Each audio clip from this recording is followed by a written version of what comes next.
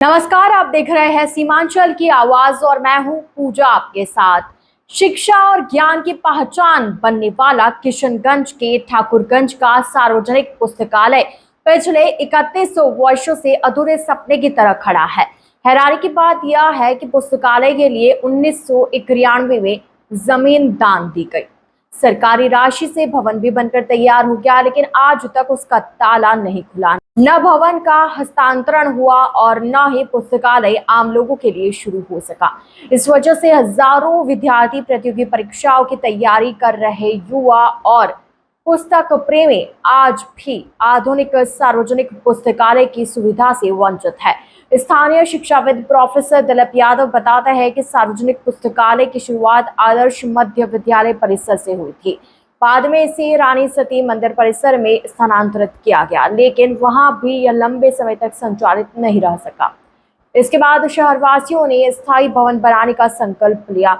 शहर के समाज सेवी स्वर्गीय सुकुमार लाहिड़ी ने वर्ष 1991 में वार्ड संख्या 5 में पुस्तकालय निर्माण के लिए लगभग 2 डिसमिल जमीन दान की थी। लोगों को उम्मीद थी कि जल्द ही ठाकुरगंज को अपना आधुनिक सार्वजनिक पुस्तकालय मिलेगा, लेकिन 3 दशक से ज्यादा समय बीत जाने के बाद भी यह सपना अधूरा है।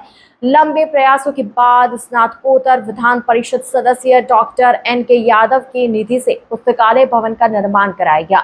भवन कई वर्ष पहले पूरी तरह से तैयार हो चुका है, लेकिन आज तक उसका हस्तांतरण पुस्तकालय समिति को नहीं किया गया। नतीजा यह है कि लाखों रुपए की लागत से बना भवन उपयोग के बजाय बंद पड़ा है। भवन शुरू नहीं होने से नाराज दानदाता परिवार ने जिला अधिकारी और जिला योजना पदाधिकारी को लिखित आवेदन देकर हस्तक्षेप की मांग की। शिकायत में कहा गया है कि भवन तैयार होने के बावजूद पुस्तकालय का संचालन शुरू नहीं कराया जा सका है। हालांकि अब तक कोई ठोस कार्रवाई सामने नहीं आई है। सार्वजनिक पुस्तकालय के अभाव में ठाकुरगंज और आसपास के हजारों छात्रों को प्रतियोगी परीक्षाओं की तैयारी के लिए निजी लाइब्रेरी, कोचिंग संस्थानों या फिर दूसरे शहरों का सहारा लेना पड़ता है।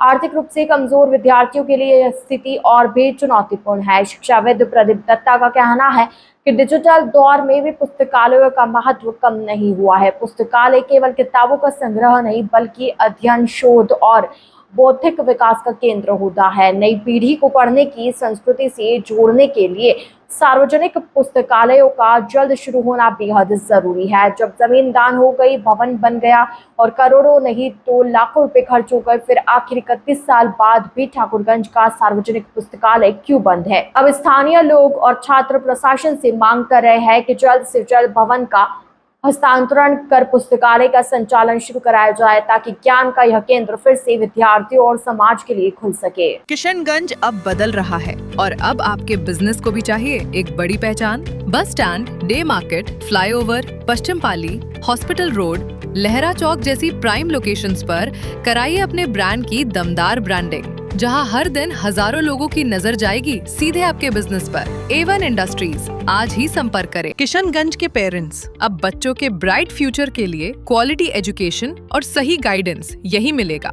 Introducing Shri Janya classes 6 to 12, foundation courses and NEET preparation, experienced faculty, strong concepts, personal attention. Admissions open now.